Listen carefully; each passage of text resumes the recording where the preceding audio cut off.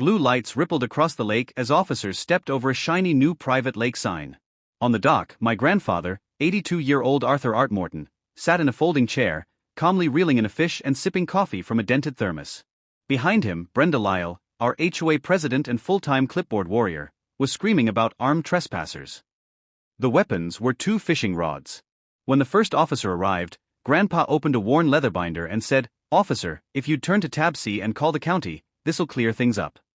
The sergeant read the page, blinked, then radioed in, "Dispatch, we've got a problem here, but it's not with the fishermen."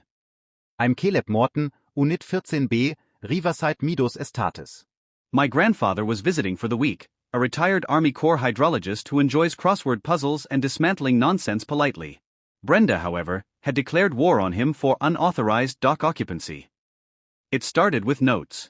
Then $150 a day fines for unauthorized wildlife engagement, claiming Grandpa was harassing ducks. She sent drone footage, trespassed to measure earthworms, and posted online about an armed old man terrorizing the lake.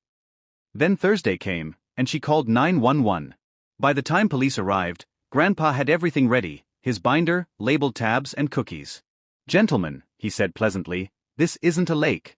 It's a federally funded stormwater retention facility with public shoreline access." The officers blinked. Brenda screeched about sovereign HOA territory.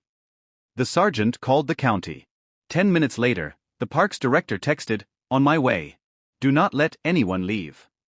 When the white county truck arrived, the director stepped out, spotted Grandpa, and broke into a grin. Dr. Morton. "I didn't know you lived here." Brendas face shanget colors like a malfunctioning traffic light. The audit that followed hit our HOA like a meteor.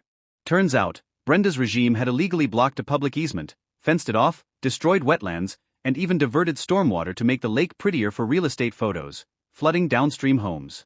The violations piled up: federal grant breaches, environmental fines, county code citations. The HOA's insurance dropped them immediately. At the emergency meeting 3 weeks later, Brenda banged her gavel so hard the head flew off, hitting the projector. On the screen behind her, public shoreline access, fishing permitted. Gasps. Cell phones. Someone whispered, "Oh my God." Grandpa, sipping coffee in the back row, raised a hand. "You'll also need to restore the wetlands your landscapers destroyed. That's in attachment F." By month's end, the bills arrived, over $2 million in remediation costs, legal fees, and environmental fines. Every homeowner got a massive special assessment. At the next meeting, Brenda's voice cracked as she read the number aloud. The crowd erupted in outrage. Outside the window, visible on the county-mandated livestream, my grandfather fished peacefully from the newly legal dock. He caught a huge grass carp, held it up to the camera, and said, "I'm naming this one allegation." The chat exploded with laughing emojis. That same night, Brenda was voted out unanimously, even her own second abstained. The county prosecutor later charged her with filing a false police report. The judge sentenced her to 120 hours of community service, specifically removing invasive weeds from the very shoreline she tried to privatize, plus a $5,000 fine. When the sentence was read, she went pale, then red, then pale again. Her chair toppled as she stood. Her lawyer guided her back down while she stammered about appeals and unfair persecution. Outside the courthouse, a reporter caught her sputtering on camera.